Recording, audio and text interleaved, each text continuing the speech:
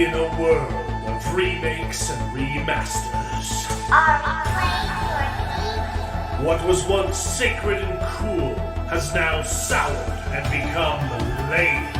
Red? Gone are the days of pods and cowabunga. Now is the reign of slurp juice and dabs. Kids these days don't even know how bad they've got it. Now it's up to the best generation to rise to the occasion and make a show that dares to go where a lot of other nerdy shows have already gone quite a bit. That's right. They're going to talk about it a lot.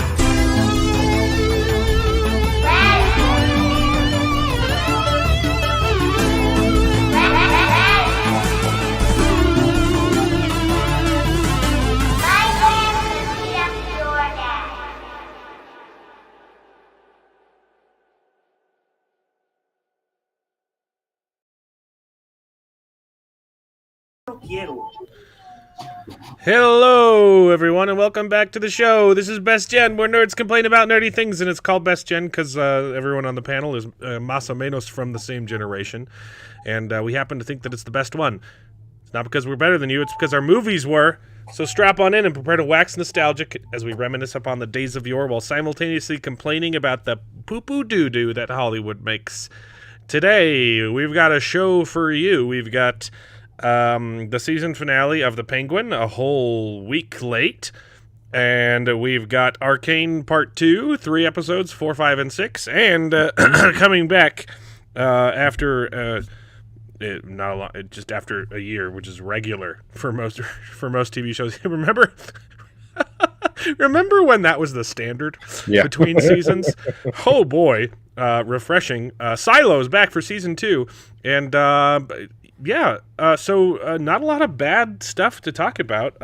Enjoyed the majority of this week's programming. Yeah. I've been crazy busy, had a baby, I did all the work, thanks.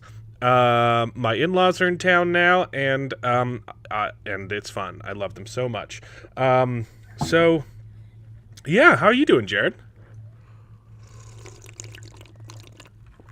I'm doing great. Just doing the same old right now. Just chilling. I did enjoy this week watching some Arcane. It's great to watch some Arcane again. I had some problems with episode 4, but by the end I was digging it.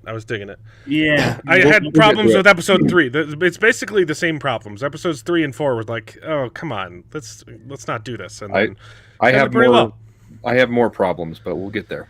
Well, but the thing is, just when I sat down and I watched it, and I was like, man, I love the artistic style that they use. For sure. And the story, I cried. I cried in one of these episodes. I think it was what a pussy. Okay, I cried. Right. Anyway. So, So yeah, I'm doing well. Just doing the same old, just working and trying to get through life. Yeah. Loving me some Arcane. Yeah. Good deal. Yeah, there's a lot to talk about. We'll get into it in a bit. We're streaming. I posted another video on my channel, so. I didn't watch it. I didn't. It's a commitment. Dude, I was gonna work on videos this week, and then every single one in my family, they all got colds and were sick. Yeah. So I was finishing up the construction and dealing with sick kids and not sleeping regularly. So I found out though I do own Conan Exiles. You already owned it? So remember I said I had a code at one point and I thought I gave it away. Turns out no one wanted it, or I just don't have enough friends. All of the people I offered it to already owned the game. Yeah. So I got it on Humble Bundle 2 years ago. Nice. I should check that too, because I checked all my other accounts and I don't think I had it, but never redeemed it. Yeah. So I do have Conan Exiles. Looking forward to playing with it. Here's the rule though. Not before Dragonsteel. I've got too much. I've got a little bit too much on my plate right now. Yeah. To get ready for that, and then I'll enjoy a nice little Christmas. We're gonna hang out, Mark, and we're gonna play some. We're gonna do some slavery. It's gonna be great.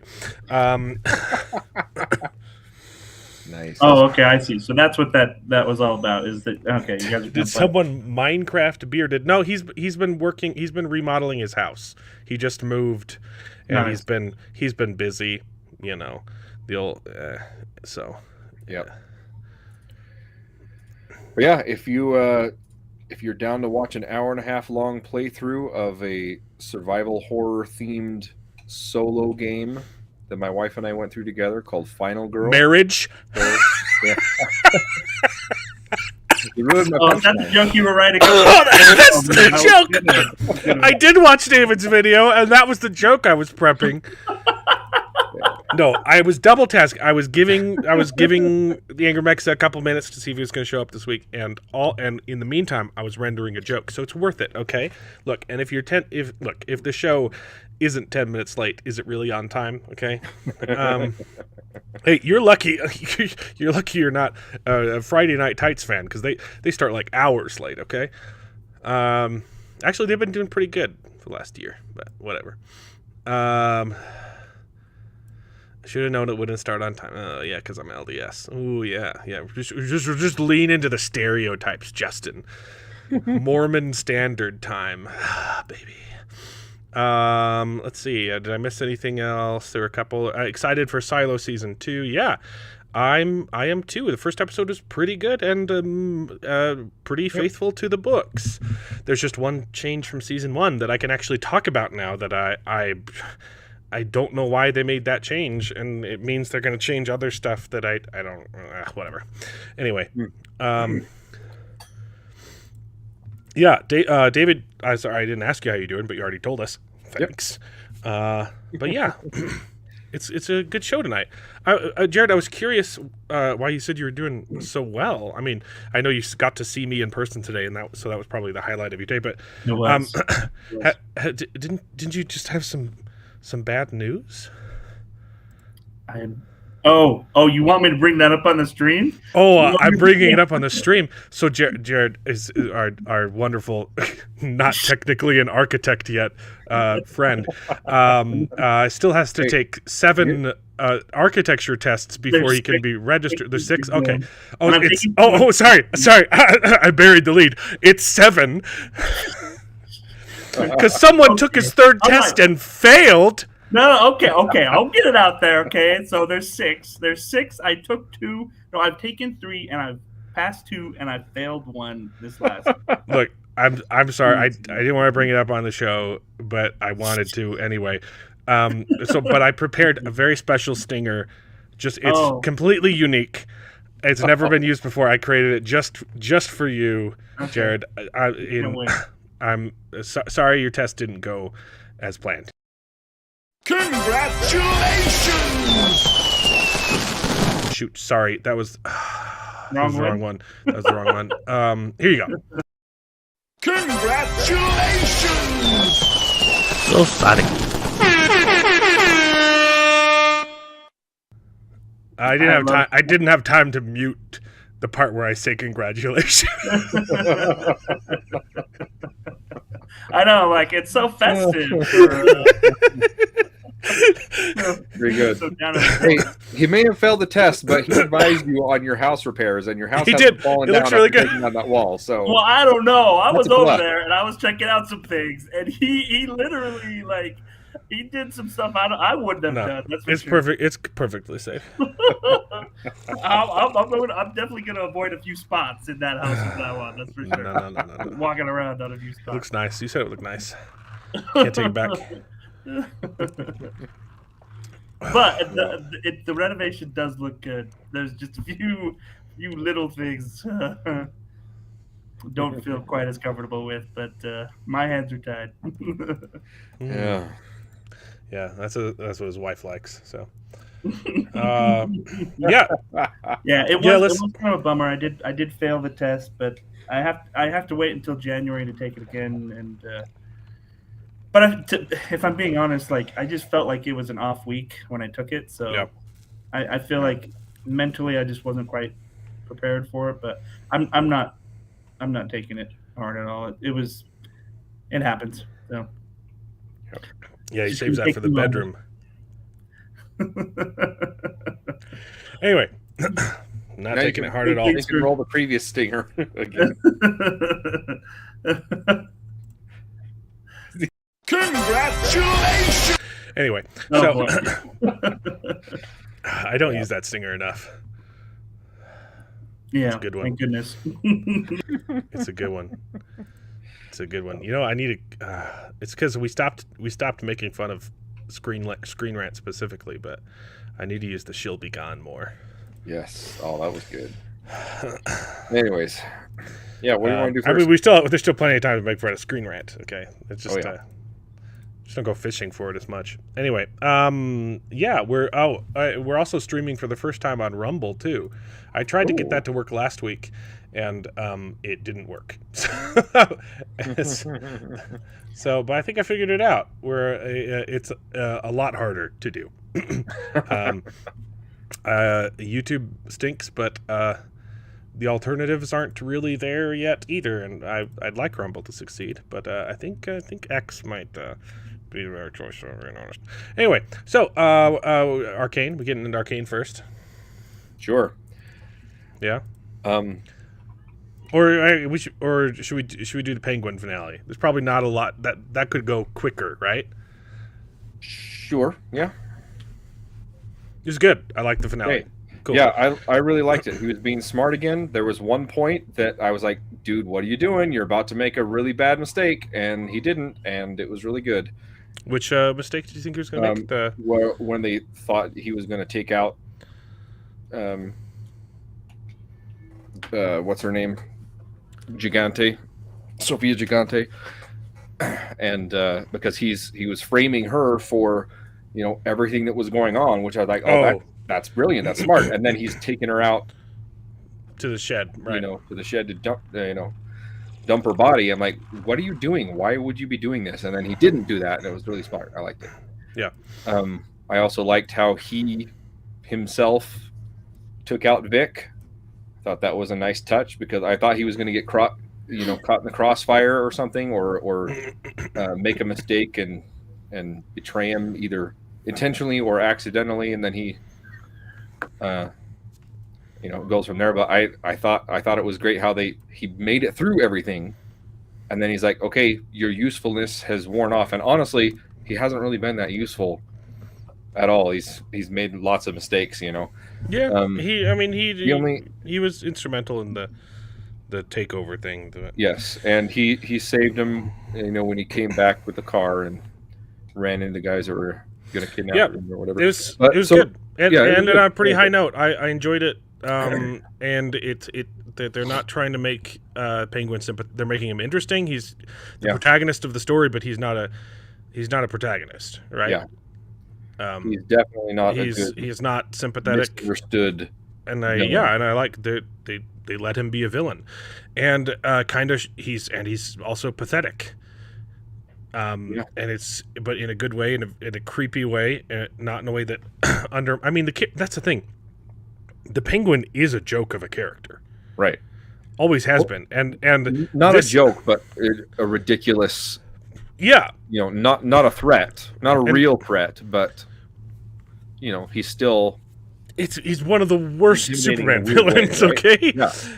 Sorry, Batman. I don't know why I said Superman. He's one of the worst villains. He's just lame, And this show miraculously made him scary, and still managed to make him pathetic too. With he's just a soy boy. He just wants his mommy, and that ending was disgusting. Yeah. With him dancing with the hooker dressed up as his mom. Yeah. That was weird. I didn't like watching that, but I liked it for the character. Yeah. And I like too that his whole thing is just wants to make his mama proud of him, and it's like the same thing with Maroni dying. He doesn't get his Oh, that was the best. That was the best part of the killed series. Maroney, or he wanted to kill Maroney, and he had a heart attack. He's like, "No, don't you freaking die on me!" And he finishes. I haven't been able to gloat yet. And then same thing here. Like he finally accomplishes everything he wanted to accomplish. Take out all the mob bosses, and his mom has a stroke and can't communicate with him. And it was just well, but I love that too because really heartbreaking. he has a stroke literally right after she tells him Yes. that he hates his guts. Yeah. Right. and so like there's Can't no take that back from that. Like Yeah. that is her last words. And that when she said that and then had the stroke, I was like, oh dang. Yep. Damn. And now you don't know that tear at the end. Is that because she still hates him and Because she's trapped in her body? Yeah. And she's trapped there, and that's Yeah. not what she wanted, or is it because she's sorry and you. she, you know? I got you what you don't know. always wanted, Ma. It was good. Yeah. Good. Yeah, that was really, really good. I also liked it. I mean, I didn't get the umbrella moment. I was hoping he would pick up an umbrella and like. There was he didn't pick it up, but there was an umbrella. Oh there? yeah. Yeah, there was. When it He puts his top hat on. He rests his top hat on an umbrella. Yeah, I was gonna say he did get a top. That was hat, good but enough for me. That was good enough for me. it was fine. Yeah, me too. Me too. I But was yeah, like, I've had more than enough. It's a very well done. The only other thing, No that I Batman. wasn't sure about. well, but I'm okay well, with that. I'm okay with that. We got the bat signal in the back, and I thought that was enough. Because it's not a Batman show, it's Boo, a boo, Penguin boo, show. boo. Okay, so have him come on. But Come on. he'll be coming into the movie, right? So now the movie will pick up from that, and now he's Right. he's become. We said the last Penguin. time that all they really needed was some news broadcast in the back saying where's Batman, or Batman is seen doing this or whatever. I would have liked that, but I think the bat signal at the very end was enough. It's like, hey, by the way, guys, this is a Batman show, if you haven't forgotten. Oh yeah. But I know. Yeah, so he has 5 or 6 scenes in the Batman 2, and apparently there's going to be a third Batman. Is James Gunn going to allow there to be a Batman 3? Is his ego small enough to allow that? I don't think so. But I would love Batman. I'm waiting for him to somehow finagle his new DCU into this continuity after its success, and after his other films. Probably, I'm guessing. I don't think it can, because Batman's supposed to. I think he said Batman is supposed to show up in the Superman movie. Yeah, they could make him an old Batman. It doesn't have to be the same actor. I don't like that. I'm just not excited for the DC. I'm excited for this. I want more of this. For sure. They're probably setting up a creepy, has no boundaries psychiatrist guy to be the Scarecrow. Oh, I assume that's what they're doing. And who was the woman that was writing the letter? Like, who was that supposed to be? Selena Kyle? Selena Kyle, that's Catwoman. They said who it was, you dummy. They said it's from Selena Kyle. Well, I know, but I wasn't familiar with who that was. Catwoman. Yeah. Okay. Except it's a butch lesbian haircut version of Catwoman, which was the only bad part of the Batman. Well, and the incel ending, but I do not like her Catwoman. Sorry, I'll take. I thought her character as Catwoman was fine. I'll take Anne Hathaway's Hathaway. Catwoman. That's a hard sell. I don't know about that. I really dislike Anne Hathaway. She looks good in the costume. Look, she's also an insufferable person. Okay, and she doesn't look like a lesbian. I do not understand the appeal of what's her name? It's not Zazie Beetz. It's not Zoe Saldana. It's I don't know her name. Yeah. But yeah. Who cares? I am definitely interested in the next Matt Reeves Batman. That'll be good. Who's the hotter fling? A Vicky Vale or Chase Meridian? I don't know.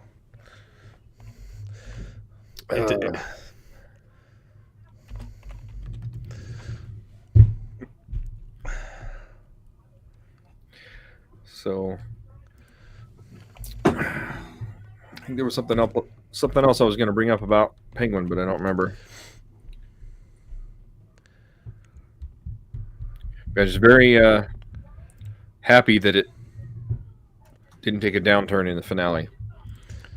I think I'd go Chase. Pretty good. Anyway, Zoe Kravitz. Thank you, Justin. You're always quick on the draw with name Julie Newmar. Oh, yeah, baby. Michelle Pfeiffer. Yeah, Michelle Pfeiffer was hot. She was also a little bit too ham-fisted with the performance. Yeah, the Penguin was good. Yeah, liked it. I would love to see more spin-off TV shows. Yes, definitely. I think it would be a great idea because, again, because they didn't have Batman in this, they just set up the origin of the villain. Not really his origin, but he's explained why he's the main mob boss in the Batman 2. Extra stuff that you didn't need to know going into the Batman 2, but I really liked it. I thought that's a really smart way to do that. They could do that again. Uh-huh. You know, it could work. Batman 2, and then do another series with whatever other villain you're going to set up for the third one. You know what could make a pretty good TV show? Ra's al Ghul. Hell yes. That would be a great origin TV show, and then to have him show up in a movie or something. You know? Yeah. Dude, if DC or HBO did like an Arrow thing, like I'd watch that. If they did Arrow, but it was good. Yeah, exactly. Like I'd be down for that. Like, because I mean it's an interesting character, but like they had the wrong people behind them to do it. Yeah. So. I would also really like a good Two-Face as well. I think. Two-Face could do it. Could be a good TV show because you could get all the him in the Dark Knight, and it's fantastic. You could get all the boring really him as a villain, you know, character growth. You could get all the Harvey Dent stuff out of the way in a TV show that you can't fit in a movie. You know, that would be fantastic. I really liked what they did on the Harvey Dent side for Dark Knight, but then Two-Face is there for like 2 scenes. Yeah. You know? And I like what they did with the story where, you know, we can't let everybody know that he was a villain, but then we didn't get to see him as a villain, which was a big bummer because I friggin' love Two-Face. We need the Mexican Rogues Gallery. Hold on. I've made the mistake of reading it on YouTube first, and it hasn't popped in. There we go. Of Payaso. Senor Freeze. Senor Fresca. That was the one I was thinking of too. Is like Penguino. It would be interesting to see a good like Mr. Freeze. You know, like yeah, that's true. But again, Mr. Freeze is kind of always been campy. You know. Yeah. And so is the Penguin though. So is the Penguin. Yeah. Could you do a whole TV show with the Freeze though? Like that might be stretching his origin out a little bit. Maybe. Yeah. Yeah. I mean. But again, you can combine it and do 2 villains coming up or something. I don't know. But yeah, I think you're right. I think Ra's al Ghul and Two-Face would make fantastic shows just like what's this. What's the over under? Is Mark Clark asking a question or is he setting up a joke? You never know with Mark. I assume you're asking what is mole, which is a Mexican food. It's basically just a sauce. A sauce that's typically eaten chocolate sauce with chicken and rice.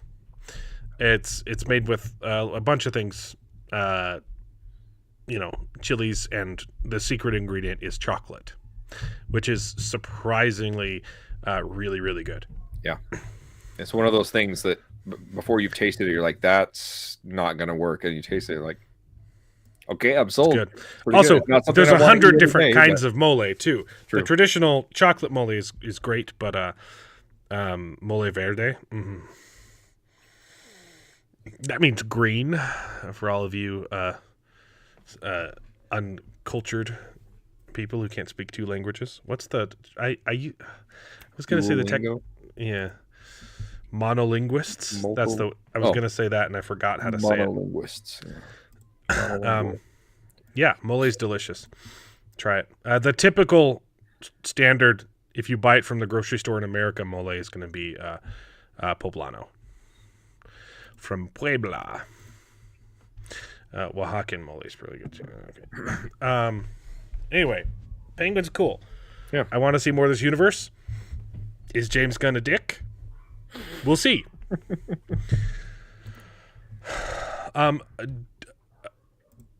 We don't get Superman next year, right? That's 2026. I don't know. I don't care. I mean, I'm gonna watch it. Yeah. I probably Apparently, won't we watch get it his until animated the TV sequel. show soon as well, which I'm not Is excited there a for. new animated TV show? Because I thought they were doing the My Adventures with Superman right now. Is there a new one? That's not part of the DC. That's not part of the James Gunn universe. They're doing the Oh. Creature Commandos. Right. That's what we're opening the DCU with. Yeah. Is Creature Commandos, and then season 2 of Peacemaker. Season 1 is not part of the DCU, but season 2 is. Wow. I know it doesn't make a lot of sense. Then again, DC continuity hasn't made sense in the comics either. Yeah, but you could start now. Yeah, you're right. That's the whole point of doing. Yep. But in fantastic news, I didn't bring up an article for it. But in that same announcement, HBO did their little, hey, these are the things that are coming out. Guess what's coming back? What? The Rehearsal season 2, baby. Yeah.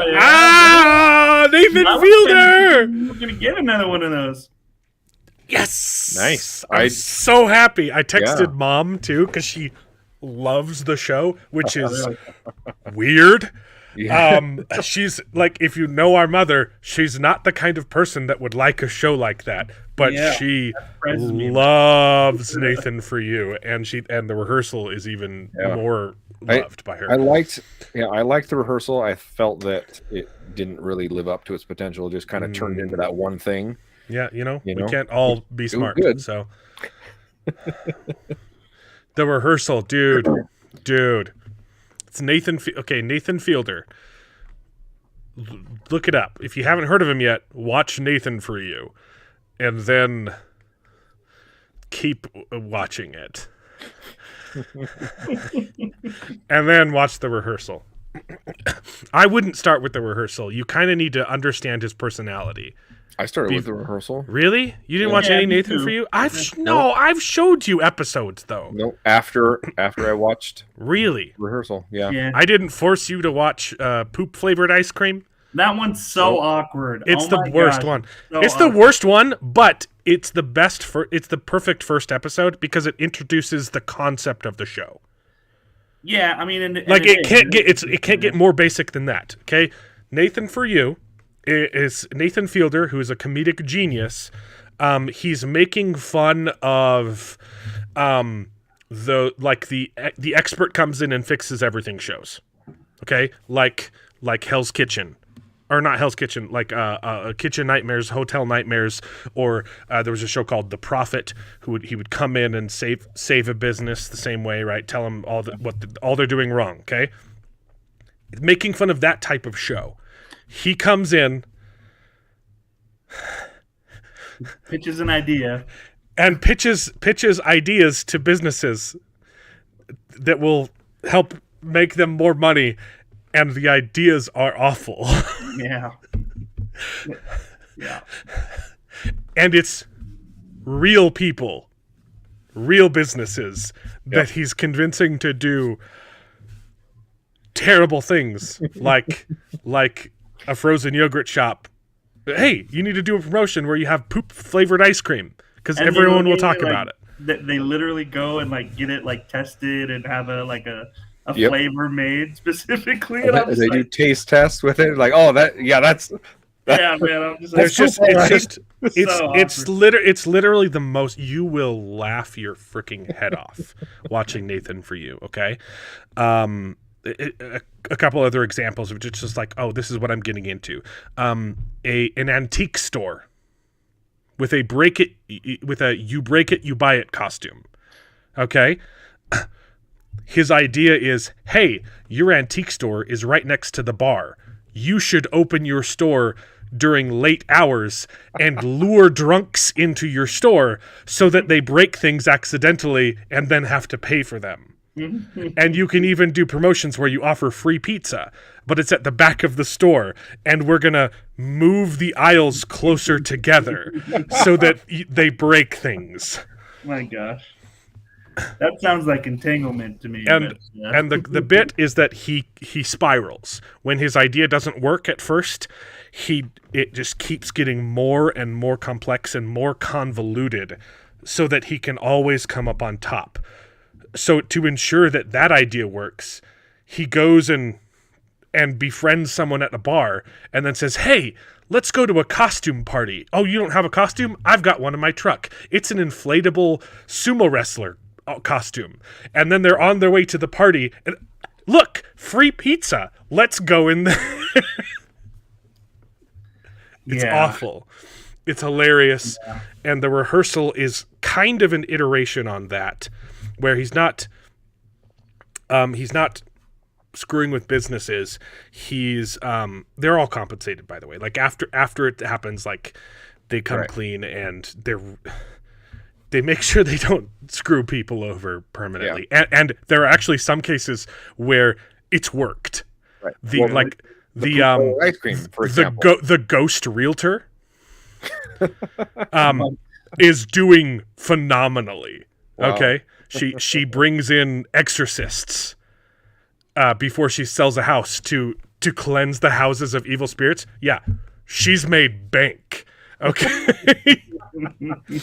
That's hilarious. So even the poop flavored ice cream, it got people in there talking about what the heck is this poop flavored ice cream. They try it, and they're like, "This is disgusting," but then they buy the other. And when the idea is very clearly like too destructive, but so funny you want to see it anyway, he'll just like do it himself, and not hurt the business too. Like it's very funny. The rehearsal is similar concept where he's kind of pulling one over on people, but the concept is I have so many resources and so much money available to me now that I can perfect he comes up with a system called the rehearsal to help people practice real life situations before they have to do it. Yeah. So let's practice for a job interview.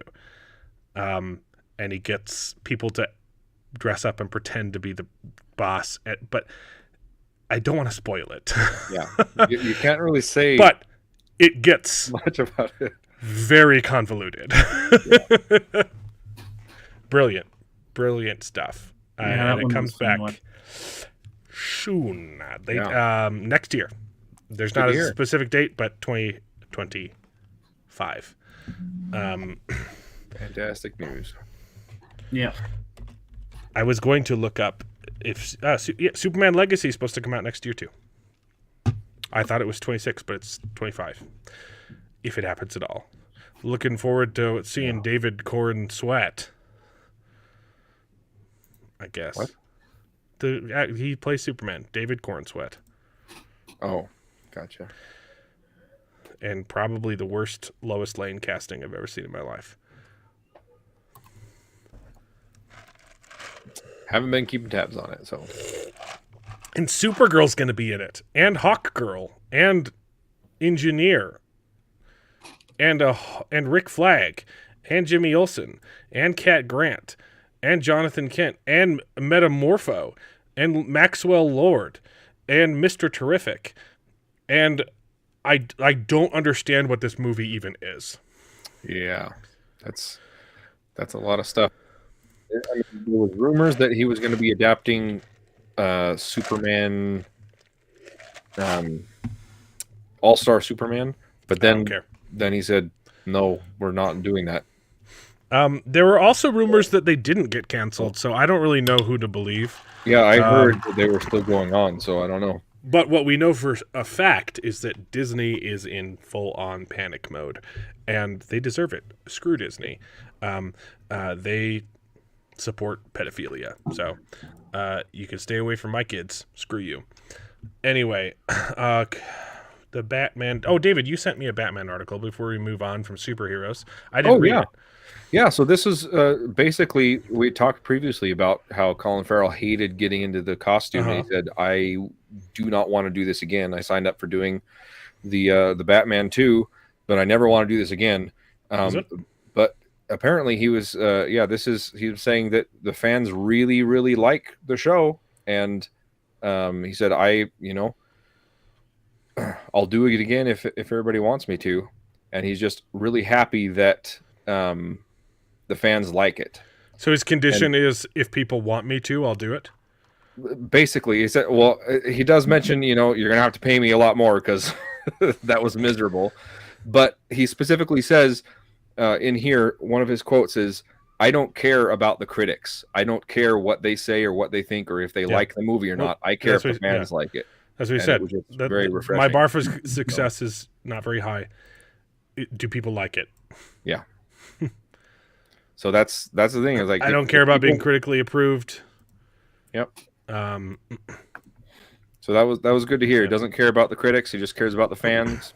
And if it's good, he says the script has to be good. It's got to be a good story. It's got to be as good or better than season 1. And if people want me to do it, then I'll do it. So seriously did such a good job. Yeah. He did friggin' fantastic. You sent me this one too, right? Yeah. So I friggin' hate these articles. Yeah. So many times I've clicked on an article like this, and it's just pure clickbait, right? Marvel announced, of course, that Robert Downey Jr. is going to be Doctor Doom in the next 2 or 3 Such movies. a bad choice, right? Yeah, terrible choice. They just want that name, right? But then this article comes out. They've recast Doctor Doom. No, they have a different voice actor playing Doctor Doom in the next What If series. Okay, that's not what recasting means. Exactly. And this is like the 5th time they've done it. They did it again with Spider-Man. Like, oh, Marvel recast Spider-Man. It's going to be awful. No, it's an animated series. It doesn't have to be the same actor, you dimwits. Robert Downey Jr. has been recast and replaced with Ross Marquand as Doctor Doom. Nice. And Apocalypse and Professor X and Ultron and Red Skull. Cool. Yeah, I hate these guys too. These guys are Screen Rant wannabes, and I don't know why you'd want to be Screen Rant. Yeah. So, here's a fun one though. Back to politics, baby. I just wanted to share just one tweet with you guys that Trump's Secretary of Defense choice is being blasted online for having a swastika tattoo. Yeah, that's not a swastika. These are the people that we deal with on a daily basis. I mean, isn't it true that that's commonly referred to as a Templar cross too? Yes, exactly. You are correct. Anyway, that's all I have to say about that. These people said the same thing about Twitter being renamed to X. Like, oh, there's a swastika every time I log into the. No, it's an X. Get over it. The best meme is the pride flag. Four of them turned into the swastika. This is best. So good. Yeah. Oh yeah. Yeah. Someone said the Klingon flag was the Nazi flag. Yeah. Or there was something else too that was it was like something SS, and they're like, oh, SS, that's a Nazi thing. It's like, gosh. Yeah, we'll jump at anything. So ridiculous. So, League of Legends. Mark Clark's favorite subject. So, should we do the bad first or the good first? I want to hear what you guys didn't like about it. Yeah, it looks phenomenal. Okay, animation's incredible. Yes. Storytelling in season 1 was just perfection. This one, I've got some complaints. Yeah. But by the end of it, I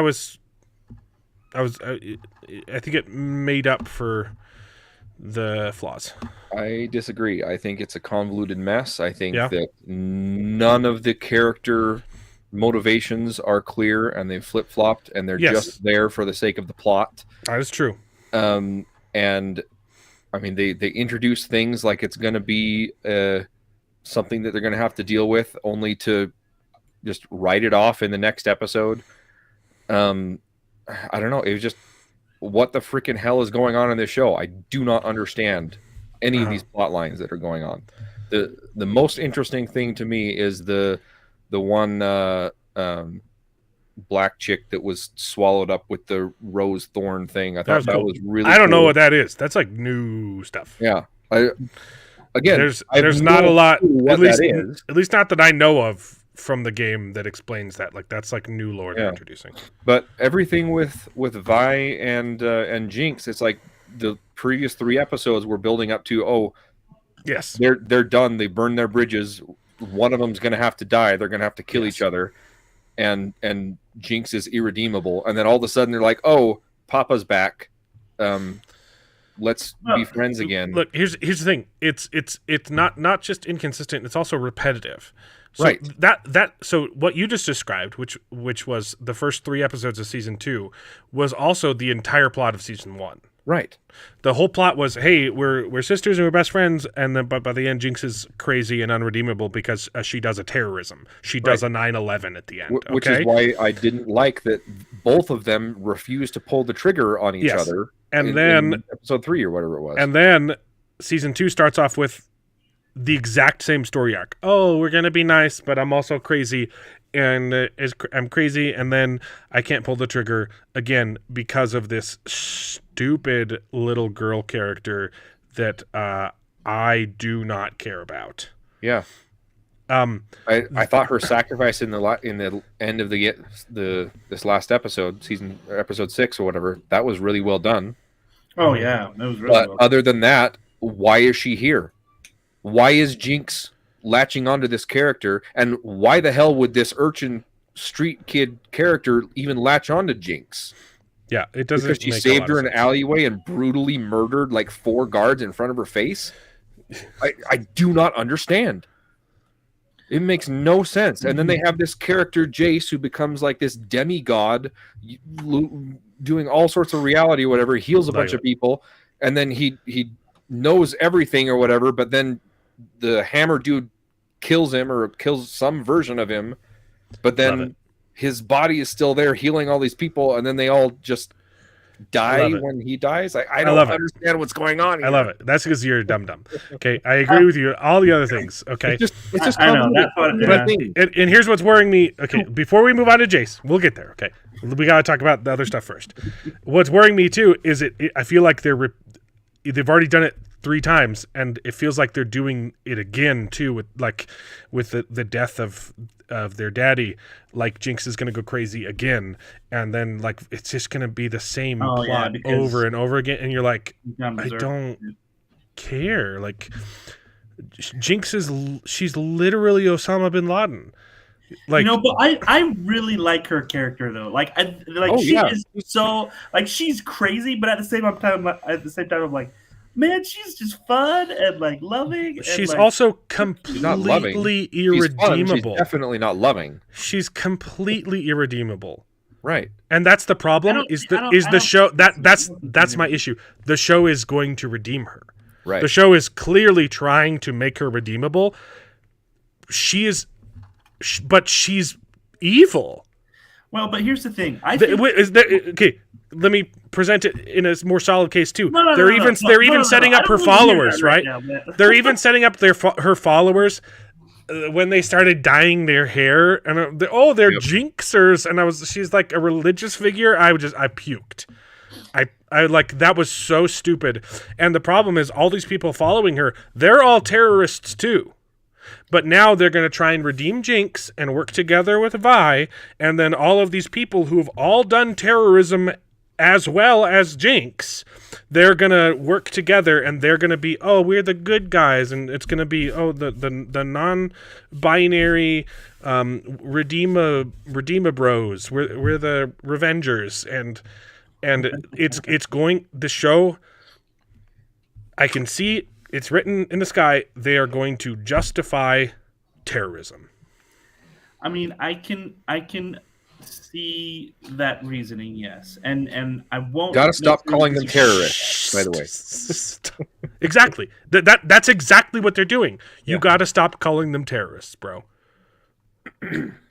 But like, I feel like, but I love the story that they're telling, where it's deeper than that, right? Like it's about giving this underground city more of what the people above have, right? Like being able to share that wealth and that joy. And yes, that's the problem. That inequality. They're saying that the ends justify the means. That is one of the 40. That is the, I agree. The principal tenet of communism. Yeah, I can definitely see that. Okay, but that's the problem. They're taking, and that's literally, you guys. You need to read The Naked Communist, and things will just click and make sense. All of the chaos that's in the world right now will make sense because it's been planned for 100 years. It is one of the most relevant books that you can read right now. The Communist Party set up 45 goals of what they wanted to achieve so that they could destroy the United States. They've achieved 44 of them. That's the ends justify the means to them. Okay, terrorism is okay. The whole principle is that peace has to be achieved through violence, right? You can only establish communism through said that in the line. Terroristic violence. Yes. And that's what the show's doing, and it pisses me off because that's what these people believe. Yeah, but I have really enjoyed that, like, and this is, I mean, because yes, that is true, overarching like story, that's very true. But at the same time, like, when you look at these individual characters and their growth, like I think, like for example, Jinx, like I think what happened is that you start to see this sort of remorse from doing that sort of attack, right? Like, and that's the thing. I think you can definitely have those sorts of feelings when you have this sort of attack that was clearly done out of rage and in a position where she just lost her father figure, and so she was blinded by her emotions. Okay, and so and so if you want to do that, I get what you're saying. Of that, and she's starting to regret those decisions. I get what you're saying, and if they want to do that, there's a way to do that without just being evil. Okay, you can say, look, I started this rebellion, and I didn't realize, like, she has to acknowledge that what she did was bad, which she's not going to do. She hasn't, but she doesn't accept the role as their hero. Every time you can't. What you can do. Here I am. Like, this is not what I want to do. But she's going to. She's going to. She's going to do it. She already accepted her role as a hero. She broke them out of prison and said, "Well, that's a hero." Right? Trying to be a good person, though. They literally had a Jesus moment with her. They're like touching. Oh, yay! I'm your. Well, but that's just the problem. Yes, you are. Yeah, you know. Here's the thing. That could be an interesting story. Hey, I started this rebellion, and then it got out of my hands, and people are doing things that I don't want to do. The problem is what Jinx has done is worse than any of what her followers have done, though. Right. Well, she's already done stuff. That little kid is the one that started doing all those other things. Like, Jinx has been hiding away, right? Like in the fourth episode, it literally is like, hey, where's Jinx? Like, she's not even here. Like, we want to see her. And she's not doing anything because she doesn't want to incite that sort of thing. And it's her followers that are doing that sort of violence and are inciting that thing. Like, it's gotten to the point where the kid is even doing it. The other thing, too, though, that Jinx left her family, right? She wrote them off. She abandoned them and had her new papa with the guy that we now know is friends with her dad, right? Yeah, and that's he's kind of still clearly bent up about him leaving, right? But then all of a sudden, when her real dad is back, she's like, "Oh, I forgot. I have family and people that love me." And like this, the whole time you left, you didn't care about Vi. You didn't care about your other family. You found this new father figure, and you Yeah. can still see she's still attached to the father figure. She's speaking to him in this chair, right? So I don't understand why she would be so attached to her father. If she comes back, she's already written it off. She doesn't. Well, but she wrote off Vi because she thought that her father was gone, right? Like they literally thought he got blown up in the first Yeah. season, right, or something like that, and so they thought that he was dead, and so then they had the conflict of morals, which is why she left Vi. And yes, I definitely think this is valid, and it definitely has kind of felt wishy washy, especially with Vi and Catherine. Like Catherine's like, no, I won't go that far. Like I won't. I won't betray my morals, and then she betrays her morals, and then she's coming back, and just because she sees Vi, and I'm like, okay, that's kind of giving me some whiplash, but I think there's a lot more depth to her story where she's seeing, oh, you know what? Well, first off, I clung to this father figure because he helped me feel wanted and feel needed, right, and felt like I had a purpose, because I didn't have a father to help me feel that. And that's what I think was so touching about when they like walked by and were like touching her shoulder, because that showed that they saw her and they cared about her and cared about like making sure that she knew that she was wanted. Here is the specific it's goal 42. Create the impression that violence and insurrection are legitimate aspects of the American tradition, that students and special interest groups should rise up and make a unified force to solve economic, political, or social problems. That's what the show is setting up. Yeah, I definitely do worry about that. That is been a pretty heavy-handed message that they've kind of done, because it was pretty prevalent even in the first season. Right. But the problem is you can have that stuff in shows, right? You can have that as a theme, right? The problem is they're framing it as justified. They're absolutely going to do it. Yeah. And when you make excuses for wickedness, I'm not on board. Yeah, I agree. Like I said, part of my problem with the show now is I don't know who to root for. I don't like any of the characters. I think Jinx is interesting, but she's not likable. Right. I think the most likable character, like I said, is Vi. Vi's the only one who's been remotely. I freaking hate Vi. She's just being. What's her moral? She's been mostly consistent. She doesn't stand for anything. She just. Which is why she's been consistent. Sure. But she doesn't. That's the thing. She doesn't accept the extremism, but she also doesn't want like a police state. So she's kind of the only like moral character left. The problem is she's not doing as much as she needs to, right? Yeah. I don't know. I don't like her. Caitlyn's going full fascism, right? Caitlyn's awful. The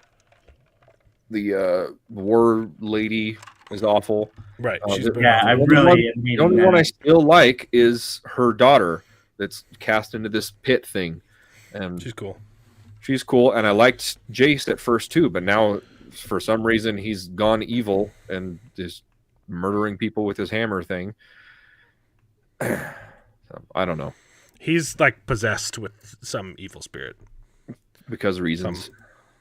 Like I said, there's too many plot lines going along at the same time. It's just too convoluted, too messy.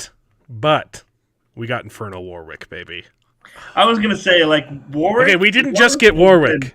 We got the best Warwick skin, and I loved it. Yeah, I thought you would. As soon as it was like it showed that it was Warwick at the end of the third episode. I knew it was Warwick a long time ago, but I knew it was Warwick in season 1. I knew that they were setting him up. You called it from the stinger at the end of. But yeah, like that was so cool to see Warwick come in and like. Yeah, I love Warwick. Yeah, and they gave him his best skin ever. Yeah, which I own and I haven't used because I haven't played the game in 3 years. Nice. Willow is in this now. Warwick is the big wolf guy, his daddy. Yeah. So good. Yeah, they did a great job with Warwick.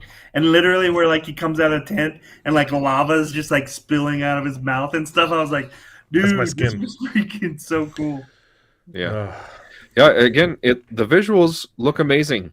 I have no complaints about the visuals. It's absolutely stunning. They keep introducing new styles too for some of their little segments. I'm like, whoa, that's interesting. I haven't seen that before.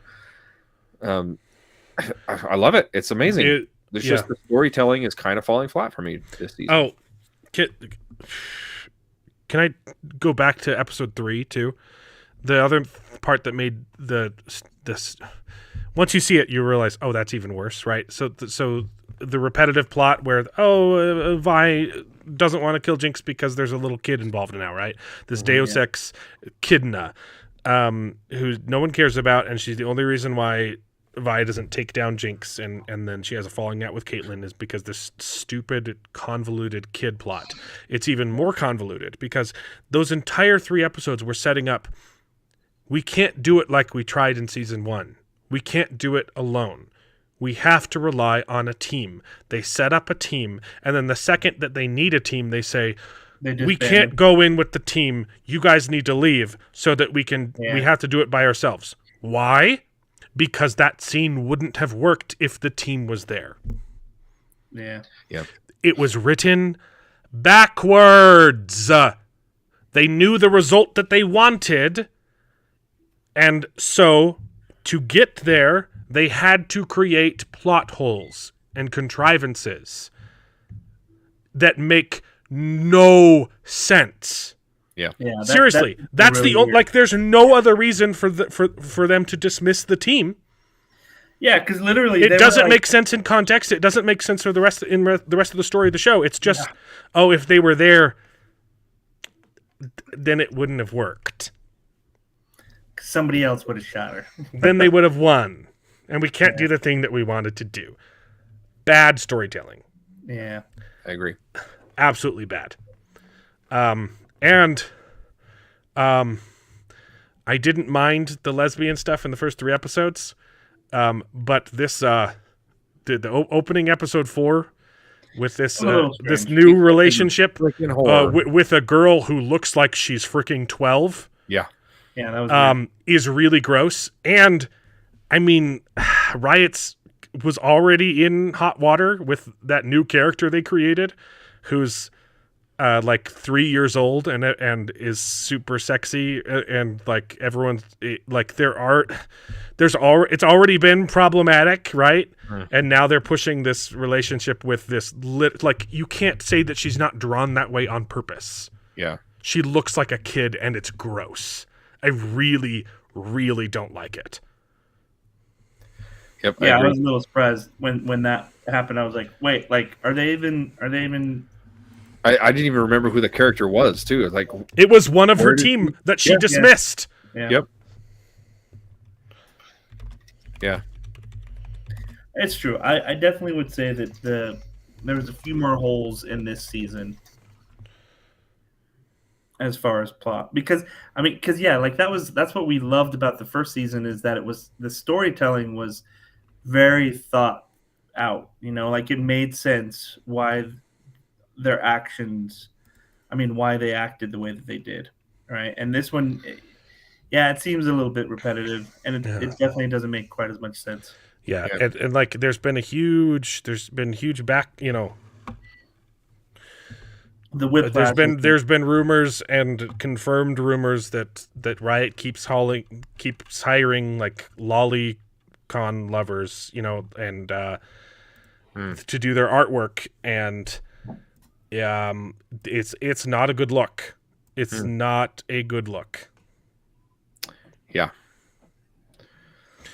I'm trying to look up the name of that new character that Mexa was talking about it. In this show, Arcane. No, in the game. I haven't played in 3 years, Oh. but there's a new character that they released that's absolutely feeding into lollies, and Okay, because I was gonna say it's like she's like haven't it's seen like anything. she's not human. She's like a spirit, but she's only like 3 years old. But she's in like the body of a woman, and it's like That's weird. it's really gross. It's Yeah, it's gross. Yeah. A couple things more things that I did like about this these last 3 episodes or whatever. I really like the backstory we get with their parents. I don't want to yeah. I don't want to explain it, Mark. That Just was a good do scene. some googling, okay? I mean, I'd never heard that before, but you can kind of infer what it means. And I liked the other scene with Jinx and the kid battling the little bugs. Yeah. I thought that was really cute. Well, and that was the open, right? Where And it's it was- like, this corner, and this. And it was cool because it's like, oh, I recognize that little bug from the game that I played. When I played it for 2 months. Well, and that's why I thought that's why I'm really enjoying Jinx's characters, because she's so quirky and Right, but fun, again, it's you know? inconsistent. It's on I liked the scene, but I don't think it meshed with her character. Why she would have to this little kid? But They're doing it on purpose he's so that they can say that terrorism is justified. Yeah. She's just misunderstood. Telling you. I'm seriously I know I say it all the time, but read The Naked Communist and it'll literally open your mind and you'll see it everywhere. You're like, that's why they're doing this. Oh my, that's why Disney is spending all this money. Oh my, it all comes back to social Marxism. Yeah. Yep. Basically, yeah. I want to like this show. Loved season 1. I was on board with season 2 until episode 3, and then episode 4 was garbage, and then it's kind of been better since then, and I really liked how it ended. I liked Jace's monologue at the end, the humanity, right? The thing that I didn't calculate for was human nature, right? The very thing that creates beauty is also the thing that creates destruction. And I really like that theme. I think that's a great theme because it's true. Yeah. And that's why you need Jesus. Honestly. He's absolutely a Jesus figure. Jesus. He was strung up and crucified, right? Yeah. Does the communist have to be naked? It's metaphorical. He's exposing the communist agenda. Okay? That's why they're naked.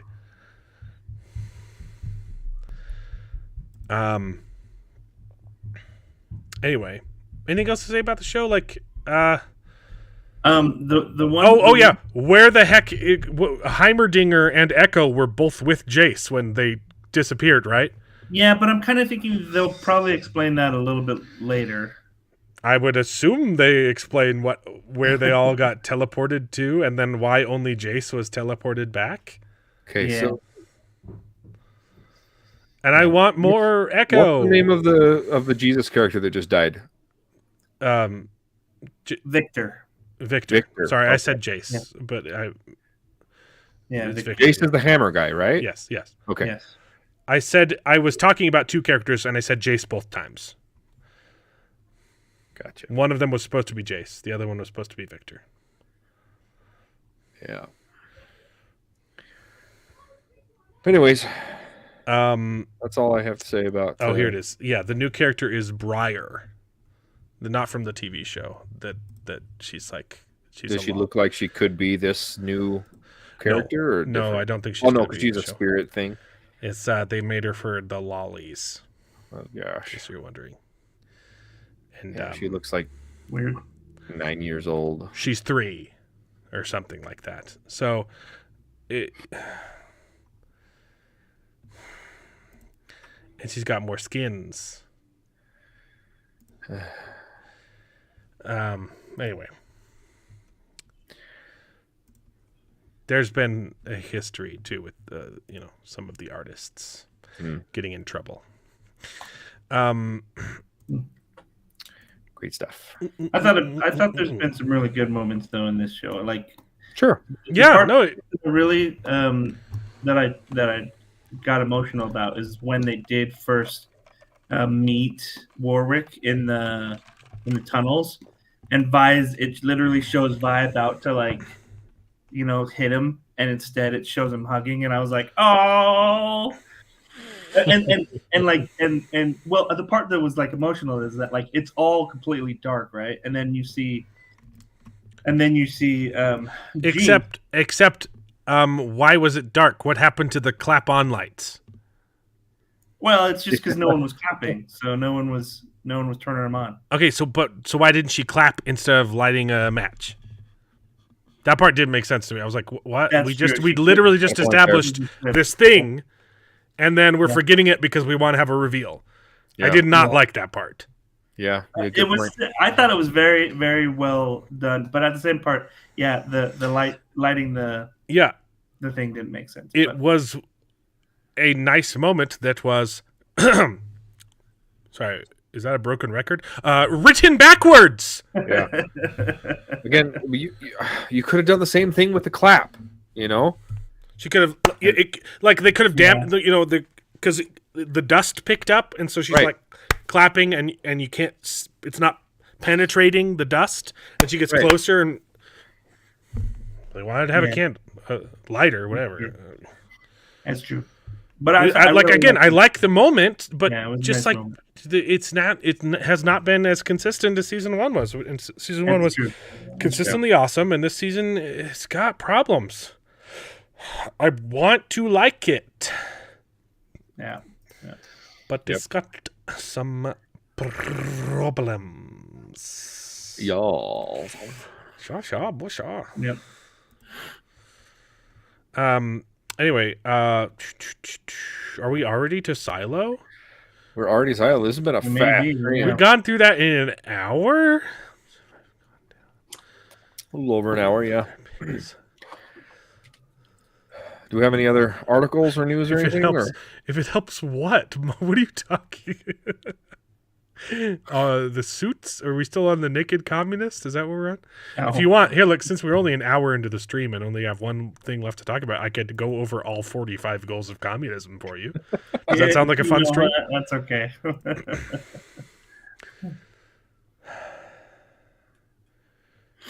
Here's one that I bet you didn't think was a goal of communism. Like you'll hear it and you're like, oh yeah, that's a problem that we have, and turns out communism caused it.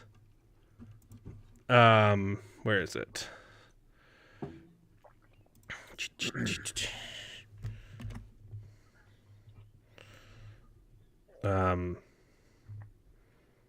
Riveting content, bro. Sorry, I lost it. There's 45 of them. Okay. Yeah. Here's one. This is not the one I was looking for. Eliminate prayer or any phrase of religious expression in schools on the grounds that it violates the principle of separation of church and state, which is not actually a thing in the Constitution. Yep. Yeah. The Constitution was a religious document. Yeah. The phrase "separation of church and state" was meant in a to letter. Say that it was a letter, but the meaning of it was saying that the state shouldn't endorse a church, saying, "Hey, this is the church. I'm going to support this as a figure in the government." But there should be a separation between that. That's all that it meant. Yeah. The founding fathers were very religious. He was asked to go attend this church, and he says, "I'm not going to do that. I'm not going to endorse your particular church because that would influence." Right, but now it's used. Now it's used as a catch-all to say, like, "Oh, I'm sorry, you're letting your morals guide your governance. Yeah. Separation of church and state. Like, isn't that what you're doing too? So, like your morality is affecting the way that you vote and rule." Like it's absolutely ludicrous to say Nope, sorry. You're not allowed to use your conscience. Yeah. Yeah, the whole church. Here's the one I was looking for. It's two of them that's kind of, they're both very similar. Let me know if this sounds familiar. Transfer some of the powers of arrest from the police to social agencies. Treat all behavioral problems as psychiatric disorders, which no one but psychiatrists can understand or treat. Red flag laws. 38. 39. Dominate the psychiatric profession and use mental health laws as a means of gaining coercive control over those who oppose communist goals. These were written 100 years ago. Yeah.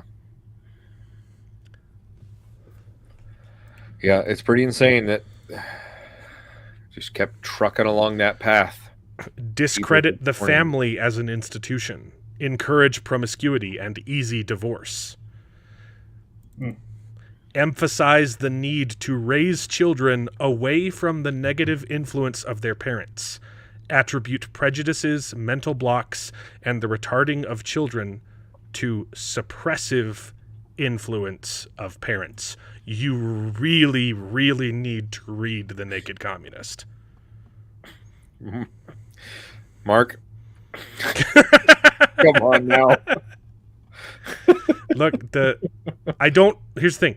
I like her, and obviously, as a Christian, everyone can repent. And I hope that that's the path that she's taking. I don't trust her yet. Okay, she was a Democrat for a very, very long time, and she kind of destroyed Hawaii. Okay, but I would love for her change to be legitimate.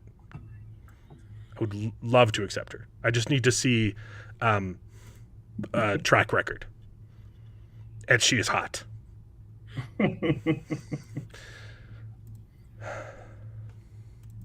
Yeah, I think that's definitely more what Mark Clark was leaning towards. Yeah. So Silo? Okay, one more. Internationalize the Panama Canal.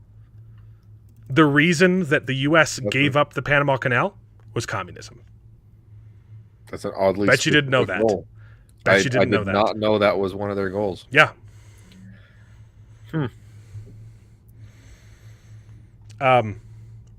Read the book. Yeah. It will open your eyes. And it's not just it's not like, oh, it's propaganda that like there's a clear bias. Yes, there is a clear bias in the book because Cleon Skousen hates communism, but it's all documented against communism. It's documented truth. It's just stuff that the communists published themselves because they were so arrogant. Manifesto. Yeah, like this is true. It's called, you know what it's called, buddy. The Naked Communist by Cleon Skousen, who we're related to, baby. Not Jared, I don't think. No, he's not your half of the family. Yep. Sorry, you're not as cool. Oh, that's okay. Wrong half. Yeah. So Silo? Yeah. I'll let you guys talk because I've read the book, so I know what's happening. So it's a little bit of a slower episode, which is kind of expected, seeing how the last season ended, right? It was good. I have a couple issues, just technical issues, physics-based type of things. But story-wise, I thought it was pretty good. Jared, what do you think? I thought it was really good. There were a couple things that definitely had me wondering if I had it right in the first season. Like, for example, I was wondering if... So, at the first of this, she goes in, she walks through this huge field of just dead bodies, which was crazy. Like, that part, literally, I was like, my gosh, the amount of people that went down there and, like, came up. And, she's trying to break open this door and whatnot and everything. And as soon as she gets in, she shuts the doors, which is good. Like, I'm like, okay, if you're concerned about maybe, the air from the outside getting in, or whatnot, like, then yeah, you want to shut the doors. So they were consistent in that effort where it was like she was thinking of that. But then when she was walking down the stairs, like her helmet started giving out and like she couldn't breathe, and I was like, okay, so this means she's probably running out of air. But then she was like frantically trying to take off all of her suit. Like, Yep, she was that was my literally main. That was my main thing. Like, That was adapted poorly. That was isn't there adapted poorly. a slight chance that you might have to use this suit again to go out into the, that was my first criticism. Why would you destroy the whole thing? Yeah, and I can tell you why. I can tell you. It started this question of like, okay, so what was it that was like causing her to, like, or not necessarily her, but like all the other ones, like what was it that caused them all to, It was the duct tape. to die? Was it that maybe the tape just that she used sealed it more like? That's what they said in season 1. Yes. Season 1. Yes. The suits were designed to fail. The tape that they used in the suits was designed to fail so that they would die. Yeah. Yes. And they replaced it with the tape that she invented, which is good. Well, but I thought it was I thought that the tape had to do with its conductivity to electricity. So I thought there was some like. No, I think it's air filtration. No, it's explained better in the book too. Like the reason why, the only reason the IT guy even knew that she existed before she was not elected, but given the position of sheriff, is because she stole tape from him. Yeah, and that was explained before. So she needed tape. They weren't providing it, so she, convinced someone to requisition, stole a bunch of tape, and it didn't even work. The reason why he was so mad is because he doesn't want people to realize that this tape is bad. So then she invented her own, and then they switched it up. The people in charge. It wasn't necessarily the IT had better tape. No, they had worse tape. Yeah, they had worse. Designed to be worse. Right. Because the only thing they use it for is for cleanings. They did mention that. She was like, yeah, the IT has crappy tape. Yeah, and they did mention that. It's explained better in the books. But yeah, so I thought it had to do with something like they were electrifying her, or they were intentionally making like her not be able to. But so this time I realized that it was more of a containment issue where the tape actually contained either the air or I mean because that's the hard thing is that literally like if it's just in your wrists, like that's a very small leak. So to be like for that to be causing your death, right? Because you can't breathe. It's not because it's because of what's obviously in the air, right? Yes, so yes. It's not just there's no air outside. There is something outside that kills you. Yeah. So there's obviously like some kind of micro. It hasn't been 100% explained in the books yet because I only read the first one and there's 3. But yes, there is like some kind of microorganism. Maybe it's technology, maybe it's biological that's in the air that will kill you. Yeah, and that's why when she was like tearing it off, I was like, that's where it made a little bit more sense because she was literally trying to get this like microbial, I'm glad you brought that up because that was my most of it's very well adapted except for that. It's explained in the book. Also, the cold open showing with a flashback showing what happened to these people and then cutting to her walking through the field of dead bodies was good, but it also took away from the fact that the second she walks outside in the books, she realized, okay, I'm alive, the tape worked, but also I don't have unlimited oxygen and I will have to take the suit off. And so like the second that she steps outside, she's racing to try and find another silo that she can get into so that before she runs out of oxygen. It's literally a race for time, which I was shocked that they didn't represent in this episode because of how much drama they've manufactured, right? They added the stupid episode of her fixing the generator in season 1, which is the worst part of season 1 was because they wanted to turn it into an action sequence, and so they came up with the stupid idea that's not in the books that we can't shut the engine off because the steam comes from the floor and it will build up and explode if we shut it off. Like, I don't know, maybe divert it a little bit. Yeah, or not even like there's not like no one designs an engine that can't be turned off. Right. It has to, But even if just attach a tube. Right. Just put a tube in the door and then have the steam go outside instead of through the engine. It's that episode was absolutely retarded, and I hated it. Again, even if it were designed that way and there was no possible way to divert it, all you have to do is open it to release the pressure, but close it again before the turbine gets started again, and you have another 15 minutes. Yeah. Oh, it was way better than Rings of Power. Yeah. No. Like this is a plot point that it doesn't even compare to the plot holes in Rings of Power, right? And I hate it. I hate it so much. Like, that's the thing. Like, this is the show where all of my criticism is because I like the show and I want it to be better. And it could be a 10 out of 10, but it's not. It's like an 8 because they're making dumb mistakes like this, or they also stretched out season 1 too much and added a little bit of she's gonna escape. And so that we can have a little bit more tension and draw out, because we want to have 10 episodes, right? So they stretched it out a little bit too much in season 1. There was a little bit of filler, and that one episode in particular was retarded. And then one change in the last episode is going to affect things moving forward, which I can get into later. But so this one specifically, in episode 1. She's running for air, right? The reason I brought it up is because they manufactured drama in season 1 so they could have like a countdown timer, and add tension, and then they took it out of this episode, which didn't make sense to me. Like, the whole time she's like, I've got like 15 minutes before I'm gonna die, right?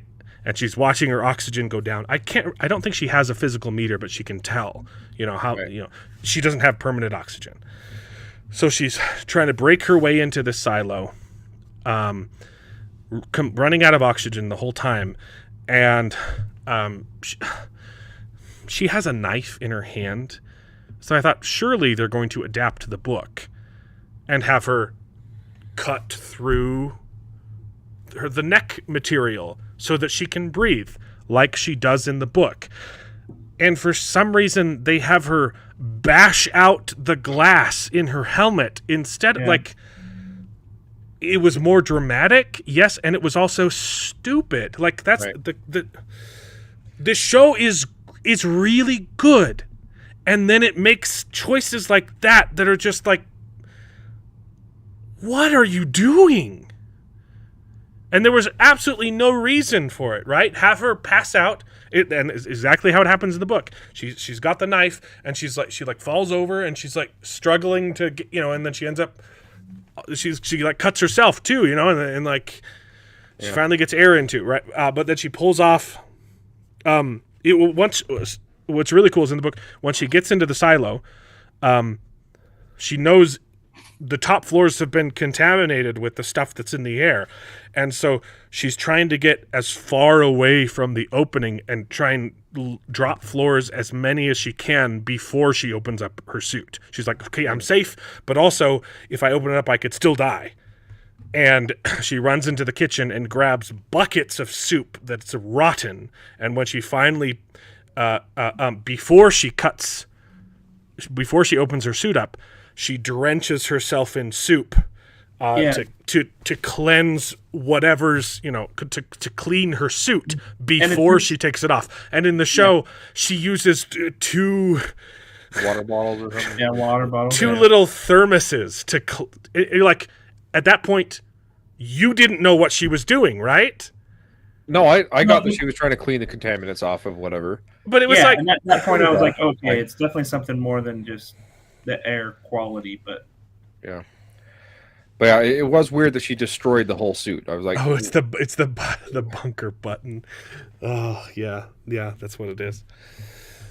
Okay, yeah, man, lost potential. So there's a couple other issues that I have with the way that she did things. Right. So first of all, she's trying to make this bridge to go across They added that, and I liked it.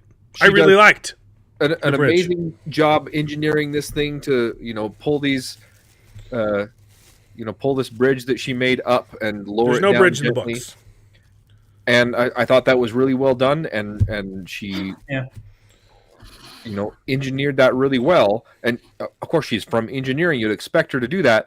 And then she uses the bridge, and it's absolutely shoddy, awful. Like you have a bunch of rope, right? You know what a lashing is, right? You can, but it's like She so used poorly plastic made. for the lashes and stuff. Right. Now, what are you doing? those ropes were way too thick, but But you can unpeel them. You can make them and that was smaller. another thing too. She worked really hard to pull these dead bodies up so she can get the rope, and then she just cut off the rope. And like you can get lots more rope by untying it now. Yeah, I thought that was pretty dumb too. She just cut the rope. I'm like, what? Yeah, that was a little silly. Those are things like it makes these tiny mistakes where you're like, look, you've been so smart this whole time. Yeah. Why are you ending it with something stupid? And I think it's a symptom. I think it's a symptom of stupid Hollywood writers who've never left their studio apartments in California. I know I bring up the point a lot. But even when they're trying to write something good like this, they're still idiots. Yeah. They don't know how real life works, and they make mistakes like this. And then the last one, you're absolutely right. The second version of the bridge, which she puts on these barrels to slide. That was great. Off. That was great. I like that. I forgave the stupidity of the first bridge because they wanted to have that moment at the end where it was like, I finally have a nice bridge. Okay. So like I get what they were going for. I really liked the bridge sequence. It was despite a good that obvious stupidity that you already pointed out. Continue. But again, the physics of that wouldn't have worked. They tried they're going to counter with the sandbags, but she's pushing these things over. She would have to keep moving the barrels in the front. She keeps pushing them, and she front loaded them. She front loaded them, dude. I know. It shows that several shots that the barrels are at the end of where she's pushing, and then it cuts away, and then again the barrels are right there pushing. It's like no, by the end they reach the end of the bridge, and it worked. It worked, dude. It works. The only way that would have worked is she would have had to jump over barrels, pushing them over, and at the very end, the sandbags would have had to push. No, you're wrong. Counter lever. You're wrong. It just goes straight. You're wrong. She put the barrels all on the front end, and as soon as she started pushing, they started falling off. Yeah. And she timed it so that the last barrel falls off right before it gets to the end of the bridge. And she even jumps on top of it to add more counter. Yeah. Like that scene was awesome. No, the physics 100% check out, and David's an idiot. There's several shots while she's pushing them that the barrels are already at the back end of it. No, well, there's a few sets of them. There's like 3 sets. So there's some of the front, there's some in the middle, and then there's some in the back. So she timed it like Alan's saying. So they're not front ones fall off, like and then and then the middle ones fall off, and that's when she jumps on. And then that's when she... There are some that fall off behind her. Yeah, they're all... That's why she had to jump on. Yeah, it makes perfect sense. David's a big dummy. It was fun. Media literacy, my friend. I loved that scene. Yeah. But yeah, other than those few technical... They also made one change in the scene, which I won't tell you about because you're going to find it out next episode probably, that I think is a good change from the books. With the crazy guy that you meet at the end. Guy? Right. Yeah. So what did they change that? Did you? I think I didn't look it up. It's the guy. I think I know who it is. It's Sahara. It's Oh, is it the sidekick from Sahara? It's the dad from Diary of a Wimpy Kid. Oh yeah. He's right? I think so. I think I recognize his voice. The one that complains about getting coffee at the end. He's like, "Yeah, I got some coffee." John. Did you get a receipt? Yeah. Dude, that would be great if it's Steve Zahn. I love Steve Zahn. He's fun. Yeah, he's great. He's a good actor. Let's see. Yeah. Is he in Silo? It sounded like him, and it looked like his eyes. Yes, it's him. Ha ha! I'm so good. Dude, he's a perfect casting for this character. Absolutely perfect casting. Nice. The whole time I was wondering who they gonna get, and then I saw his eyes. Loved it. I loved it. That's awesome. What else? I should probably know him from something other than Sahara and The Diary of a Wimpy Kid. Right? What's he actually known for? That what's his? He's in Tall Girl too, man. Oh my goodness. National Security. Steve Zahn, man. I think. You need a better agent. You're like one of the coolest guys in Hollywood. What have you been in? Yeah. Night at the Museum 6? Oh, he was in The White Lotus season 1. Apparently. People liked that. Steve, man, he hasn't been in anything good. Yeah. War for the Planet of the Apes. He's Dude, get a better agent, man. I loved it. He was so good in Sahara. And I feel like he was in a bunch of movies 10 years ago and then was in nothing. Yeah. Oh, 8-Bit Christmas. That's one that I've wanted to see. It redoes the Christmas Story, but with a Nintendo NES or something. Happy Neil Texas. Patrick Harris. Crimson Tide. I don't know what kind of Spanish you're speaking here, but I don't know what you're saying. Yeah. He's an underrated actor. I like him a lot. I love Steve Zahn. Yeah. He has not been in enough movies. You're right. Also, hot take, Sahara is greater than National Treasure. Oh, 100%. Oh, yeah. I agree. Critics don't agree. Sahara is loaded. Sahara is freaking hilarious. Saving Silverman. Yeah, okay. I'm like, I know I should know him from a more well-known movie, you know? Yeah. Well, apparently he's in Stuart Little and You've Got Mail. I don't recognize him from there though. He always plays side characters, you know? Right. Yeah. I mean, that's just kind of his thing. He's a really good I best feel like friend. he could be a nice lead too. Get a better agent, Steve Zahn. Get in some good movies, please. Like whoever you got to get you into Silo. Please. Yeah, it'll be fun to see him in this show. So Yeah, I heard his voice first and I was like, no way. No way. And then I saw his eyes and I was like, oh. Nice. They got him. They got Steve Zahn. I'm so excited. I bet you White Lotus helped. That was a pretty popular one with a lot of people. Yeah. Cool beans. Yeah, I don't have anything else to say. I'm enjoying good. Silo. It's definitely kind of a slow episode, and so there was a lot. I mean, But yeah, I mean, what are you going to do? She's left out, kicked out of the silo, and she's alone. yeah. Like it's not going to be fast. The big complaint about what they changed from season 1 though is her love interest star guy. Yeah. He's supposed to work for IT. And he is being groomed in the books. He's being groomed to replace is it Bernard? The director guy? He's being groomed to replace Bernard. And Bernard doesn't realize that doesn't know that he's falling in love with Juliet. And when she gets cast, when they added this dumb subplot where he apparently gets sentenced to the mines at the end of season 1. Yeah. You got to go dig, which also doesn't make a whole lot of sense because they can't dig sideways, so they can only dig down. But also, like, the down is shut off, and nobody knows about it. Yeah, that didn't make sense. They added that, but he's supposed to get promoted. At the end of book 1, or at the middle of book 1, sorry, Bernard takes him in and says, "Hey," and he shows him all the secrets. Like, "Hey, look, you need to start studying because I need someone to take over for me. I'm not going to live forever." Here's the silo stuff, and it gives him a secret room with radio access to all the other silos. Ooh, that's one thing.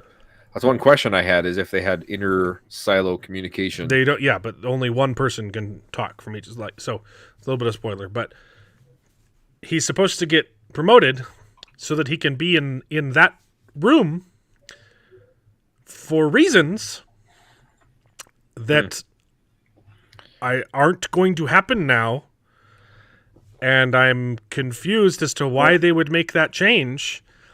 And Common is in the show, and he has that job now, and I just don't like that change. It means they're gonna have to change a lot of season 2, and I don't know why you'd make that choice. It was a bad choice, because there are a lot of things that they changed in season 1 that I think are improvements on the book. They added a lot of lore. They added a lot of world building.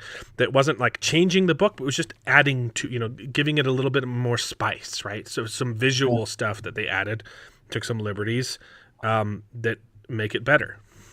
And then that change was stupid. They added a little bit too much filler, which we already talked about. And also her best friend character that was heavily featured in this episode is supposed to be a loving housewife. And instead she's like a butch lesbian in this. And her husband is a very, very important character for what's about to happen in episode 2. And I don't know why he doesn't exist in the show. I don't know why you'd do that. Interesting. Is that a role that they could just give to her instead? They could give it to some other character that we're not going to care about. Well, they could give it to her. No, David. Doesn't work like that. Okay. Well, not for what's supposed to happen. It doesn't work like that. Okay, well, we'll have to revisit after episode 2. It's something that you can literally only do with 2 characters who are in love with each other. Well, and one of them just doesn't exist in the show for some reason. So those are the 2 big changes that I hate. Okay. Hell on Wheels. That's like Ice Road Truckers, right? But they go through hell instead. What is Hell on Wheels? I'm thinking when you said that, my brain jumped to like Sons of Anarchy, but I know that's a different show. Hell on Wheels sounds like a Sons of Anarchy ripoff. We're gonna have even more sons and more anarchy, and it's gonna be hell on biker wheels. And we're gonna get the guy who played Gus from Breaking Bad to be the bad guy in our show. Typecasting. Because he's really good at monologues. It's a Western. It's about railroads. Huh. What? I've never heard of this show.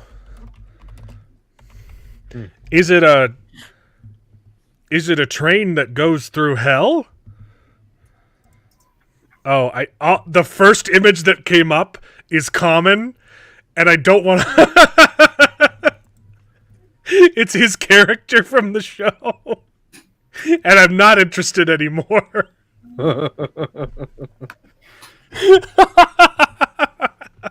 He's not a good actor. The trans... Oh, that's why it's Hell on Wheels, because it's the trans railroad. Got it. Okay. Yeah, Wyoming. Wyoming is hell. Got it. Good joke. Anyway, have we finished? Have we finished the show in an hour and a half? Yeah. Mother would be proud of us. We stayed. We even talked about politics for like a good 30 minutes. It's when the shows are good, you don't have. There's not a lot to talk about. Right? Yeah.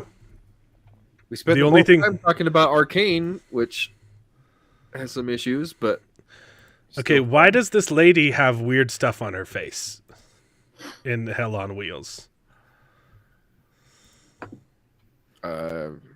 What's I don't know what this? I'm talking about. Is she Yeah, that does not Australian? Look, the first picture that came up was literally oh, now it's not going to come up because it was in the there was a drop down that pops up with pictures. The first one was common. Now it's gone because I clicked on a different image. You know, the first one was him in a top hat talking to the lady with stuff on her face, and I was really confused. Man, where'd the image go? Here, I'll try and do it. Type in common. No, it's okay. Oh yeah, I found it. Yeah, you type it in. It's the first one. I kid you not, it's the first one that comes up.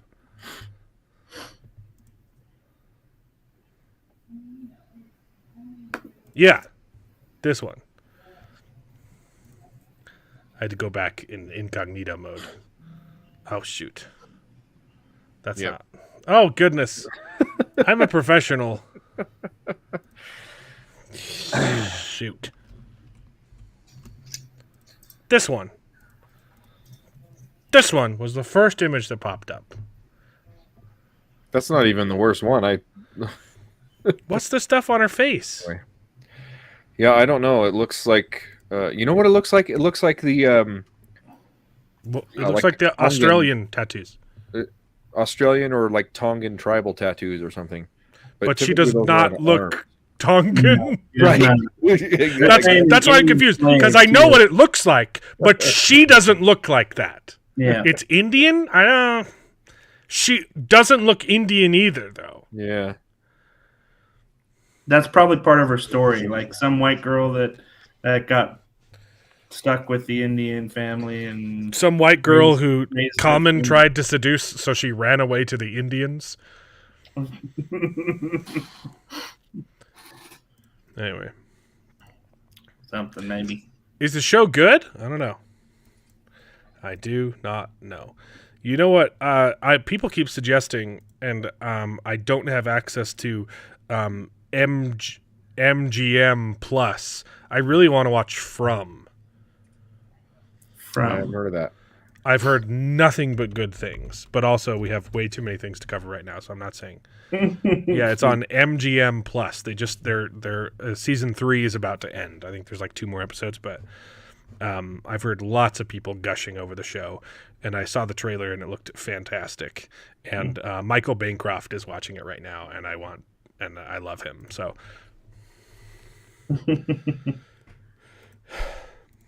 Anyway, so the 45 goals of communism. Oh wow! I'm looking up Common's roles. He's been in more films. Yeah. Did you know communism is responsible for those awful bumper stickers? Coexist. Oh yeah. Communism's fault. U.S. should accept coexistence as the only alternative to atomic war. U.S. should be willing to capitulate in preference to engaging in atomic war. One of their goals was to denuclearize the U.S. So that everyone else could get nukes, because nothing shows strength like not having weapons, like getting rid of your guns. Develop the illusion that total disarmament by the U.S. would be a demonstration of moral strength. And they pulled it off. They did it. It goes off the rails.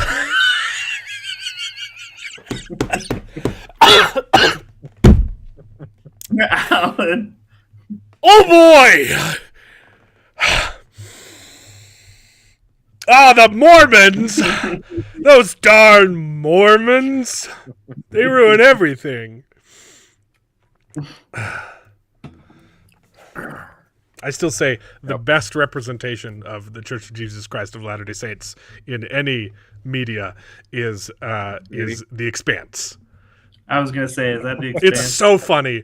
Where they're building It was a also an temple original like- idea, you know. Like a lot of times you'll have like future shows where the Catholic Church is still around, you know, and this time it's let's say that it's the Mormons, that they've become the super religion in the future, and they're building a spaceship to go to Zion, and it's got the spaceship has the Captain Moroni on it, on and the it's ship, it's so good. It's so funny to me. I love it. Yeah, I agree. Yep. They're So going to far-fetched. the promised land on a spaceship, and it's I love it. I love it so much. It's just the perfect amount of ridiculous. Yep. Starship Troopers. I've never watched Starship Troopers. I watched the first one a long, long time ago. I don't remember.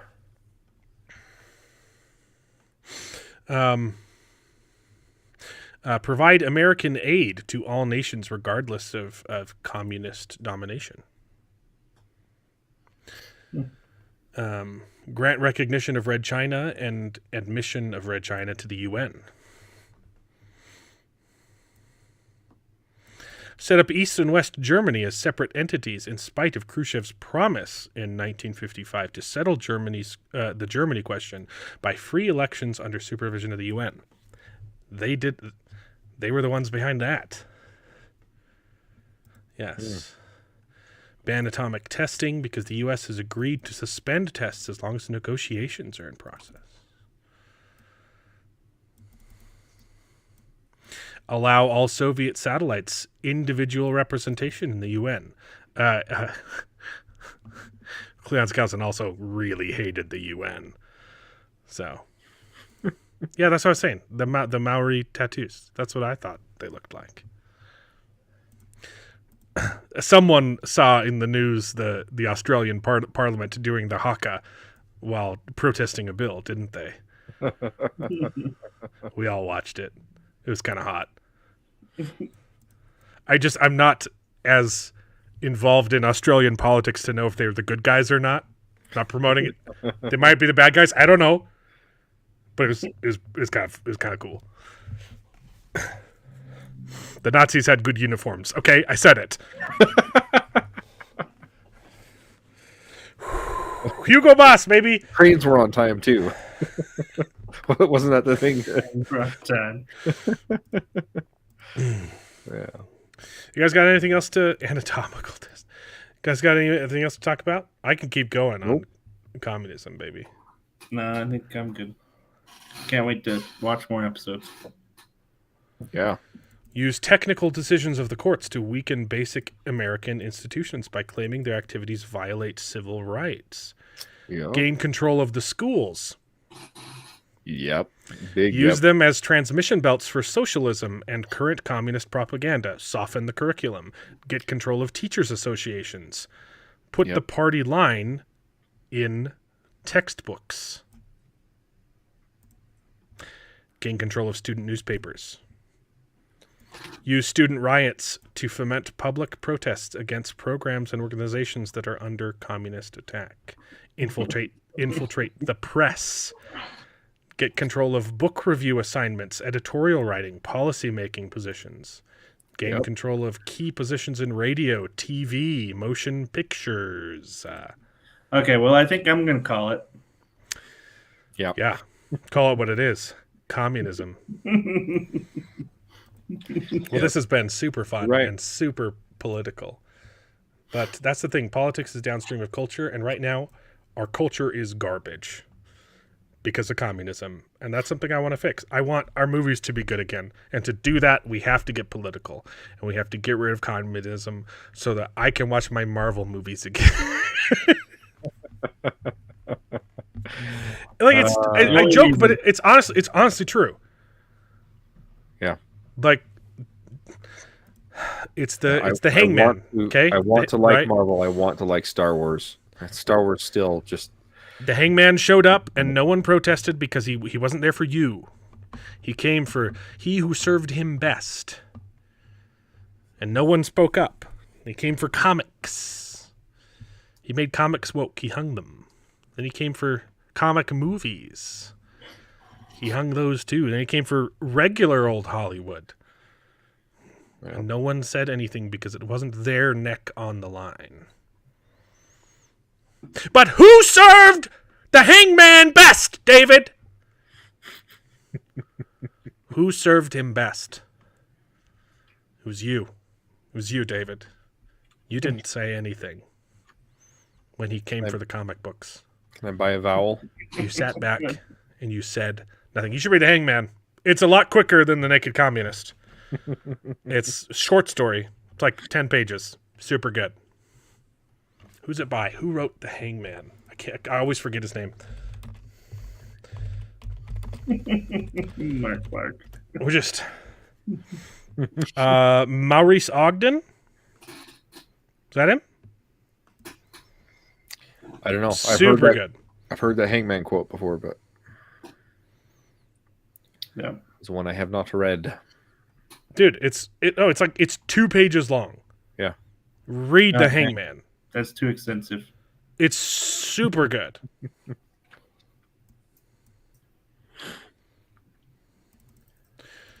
Yeah. Who served him more faithfully? That's not the best. I forgot the wording. Okay, read The Hangman, then read The Naked Communist, and then watch The Naked Communist. What was this? No. Except for Jared, go make some babies. You Yeah. can watch Dune now. Dune comes out today. Dune's out right now. I'm excited. Oh, the Dune Prophecy? I'm terrified and excited. Here's the thing. This show has to be good, or they're not gonna make God Emperor of Dune. Please, Good luck with that. for the love of all that is holy, I need this show to be good. We're already getting Dune Messiah. We're just one movie deal away. We're one movie deal away from God Emperor of Dune. Do you know how freaking cool that would be to see on screen? Please. Please be good, Dune Prophecy. Please. Yeah, we'll see. The casting looks good. I'm excited to see Umbridge. Yeah. I didn't realize Razor- she was in it. But, I believe it was Razorfist who I think it was him who was talking about the Naked Communist too.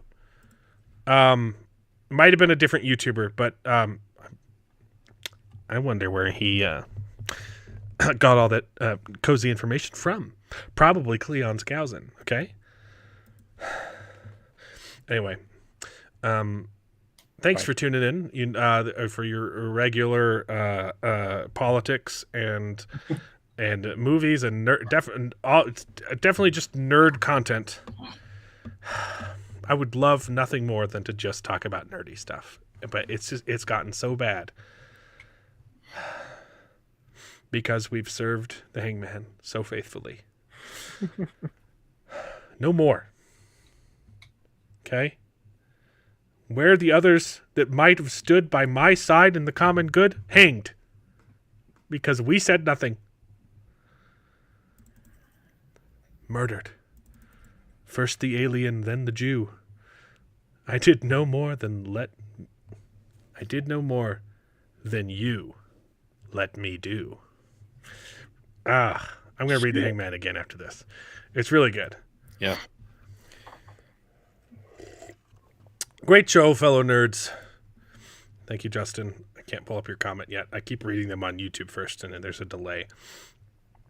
Thank you, fellow nerds. It's been a pleasure. Yeah. So next week, no more Penguin, but we'll get Dune. Good or bad, it's going to be a show. We'll talk about that. Also, more Silo. One more week of talking about Arcane. They're only And- doing episodes then. Huh? Except for that's coming out on the 26th, though. What? And the next thing of Arcane. So that's going to be Tuesday. They're not doing one this week? No, It's supposed to be the 23rd. I think I saw that it was like the 26th. I have it written down as the 23rd. Look it up. A Gladiator 2 drops on the 22nd. I'm curious on that. Yeah, I think I'm gonna wait at least a week. Maybe catch it on a discount Tuesday. Man, it's one of those. I don't know. 23rd. Okay, my bad. Okay, yeah, it's Saturday. It's always been Saturday. Yeah. So probably not talking about Gladiator next week, but we shall see. And then we've got Silo and Dune Prophecy to talk about for the next few weeks. That'll take us to the end of the year, actually. I can't remember how many episodes each one has. So, thanks. Well, cool. And then early next year we should get Severance. I think it's in February, but no, it's January. January 17th. Ooh, okay, nice. January 17th. Look forward to that too. Mm-hmm. Yeah. Okay. Good show. Thanks for tuning in. It's been fun. If you watch Gladiator 2, Jared will finally give his mother grandchildren. Doubt it. He's too busy studying his tests. Gladiator with Cuba Gooding Jr. is the real Gladiator. Anyway, all right. We'll see you guys next week. Thanks for tuning in. It's been wild. It's been fun, and it's done. It's been wild. It's been fun, and now it's done. That could be our new outro. Who knows? Tell me if you liked it. It's been wild. It's been fun, and now it is done. Bye. And now it is time to say goodbye. We had a great conversation. It's been fun. But all good things must come to an end, and the goodest ending I can think of is... Right now, this moment, this night. So I guess we just say goodbye. So, goodbye. Toodaloo. Au revoir. Auf Wiedersehen. Ciao. Ding dao day. But come back next week for more outrageous bloopers. This is the end. Well, there's only one thing left to do.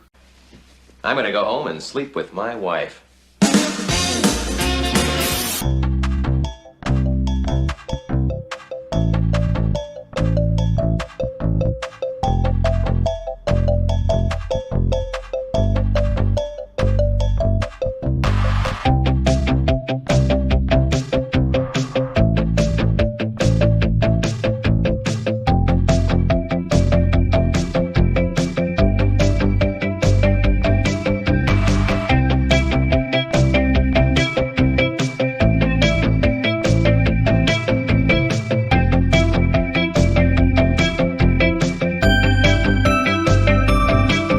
Well, I hope you enjoyed the video. If it's true, please take a minute to subscribe to the channel, and you can join us along for the ride. And if you pay me, I'll try to be more entertaining, so please consider joining Patreon and getting your name in the credits with pride.